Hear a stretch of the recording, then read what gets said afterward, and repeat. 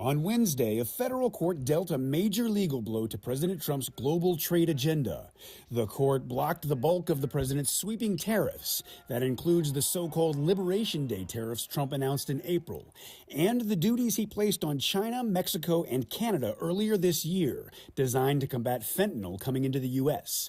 Trump implemented the tariffs without Congress by invoking the International Emergency Economic Powers Act.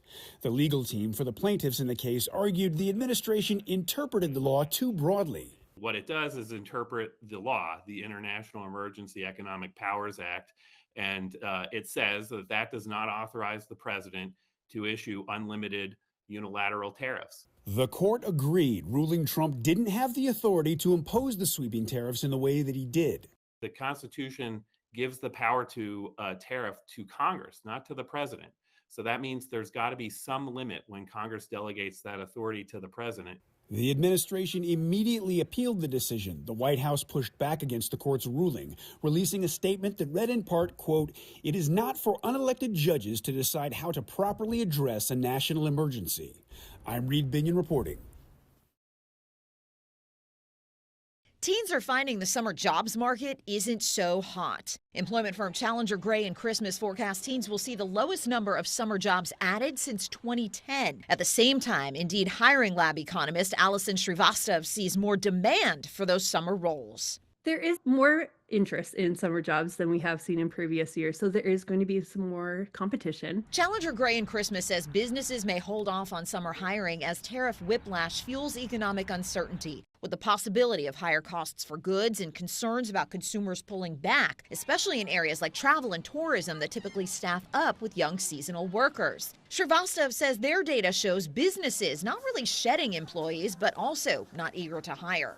People are kind of frozen in place. You know, it's a little bit of a deer in the headlights situation. So there's only so long that can go on for before, people have to start making business decisions, especially in those more short-run markets like summer jobs. Areas where jobs do remain available are tried and true in-person summer gigs like offices that need administrative help and camps and recreation. We haven't seen really a shift in necessarily the jobs that people are hiring for the summer, more of just like an overall decline.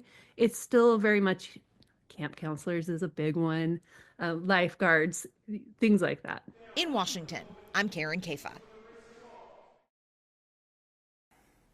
We've heard so much from Wall Street about their frustration and the concerns relating to tariffs.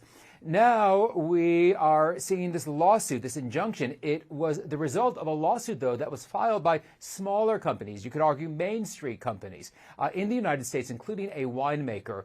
Let me update you on where things stand because we've seen so many twists and turns over recent weeks. Right now, a 30% tariff on Chinese products has been halted. These were in place as part of that trade truce with the United States and China as the talks were going forward, but that has now been halted, those tariffs at least.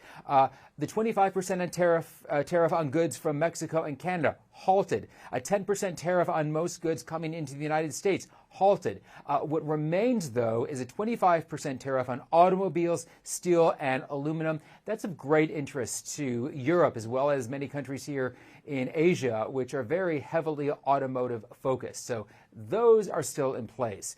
The White House says it's appealing this. As that moves forward, we are getting some response from the Chinese government here in Beijing, very much, though, along lines of the past, saying that there are no winners in a trade or tariff war. I'm Mark Stewart, CNN, in Beijing, China.